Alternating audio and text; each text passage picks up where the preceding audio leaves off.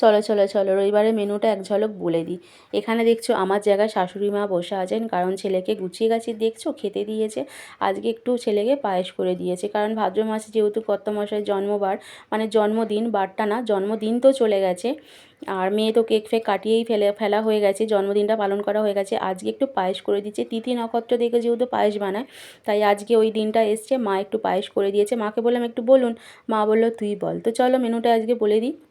আছে কলমি শাক ভাজা, কচু শাক দিয়ে চিংড়ি মাছ, আছে মুগের ডাল, পটল আলু বেগুন ভাজা, কাতলা মাছের ঝাল আছে, আর আছে চাটনি করেছে কি বলো তো, ওই যে খেজুর আমসত্ত্ব টমেটো দিয়ে চাটনি।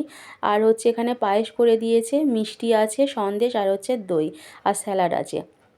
এই বাড়ির নিয়ম আবার মাংস দেওয়া যাবে না।